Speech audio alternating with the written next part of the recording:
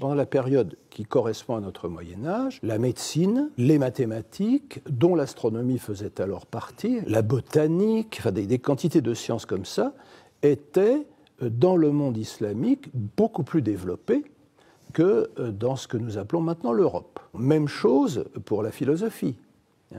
Les œuvres d'Aristote avaient été traduites, il les commentait, il les prolongeait, éventuellement il les critiquait. Bon, le niveau, disons, de civilisation du monde islamique était nettement plus élevé que celui de l'Europe à l'époque. Mais ce contre quoi je me permets d'élever quelques objections, c'est le vocabulaire dans lequel on formule ça.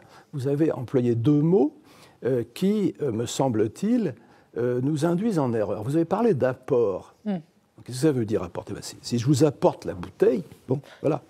Bon, aucune civilisation n'a jamais apporté, comme un livreur de pizza, quoi que ce soit à quelque autre civilisation que ce soit. C'est plutôt une civilisation, la civilisation réceptrice, qui prend ce qui lui convient dans la religion de départ. Même chose pour l'idée de dette.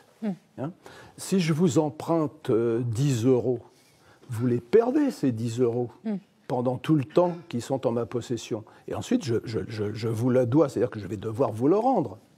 Parce qu'il s'agit de choses matérielles, enfin, un bout de papier, qui a une valeur symbolique, etc. Bon, mais les choses de l'esprit, les éléments de civilisation ne sont pas des choses, ce sont des réalités spirituelles qui n'appauvrissent pas celui à qui on les prend. Oui. Une fois qu'on leur a pris, je ne sais pas, une fois que Jean Dunscott, le philosophe, s'est servi d'Avicenne, Avicenne, il est resté. Oui. Bon. Une fois que, je ne sais pas, Thomas d'Aquin a utilisé les commentaires d'Averroès sur Aristote pour écrire ses propres commentaires sur le même auteur, il n'a pas volé les choses. Donc des objets, on peut les devoir, on peut les rendre.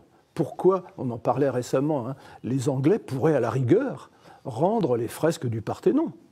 Oui. Parce que c'est des choses, des objets. Bon. Mais des réalités d'ordre spirituel. Et puis la rationalité. On entend dire parfois, c'est les Arabes qui nous ont apporté la rationalité. Oui. Et la rationalité est-elle un sac de patates?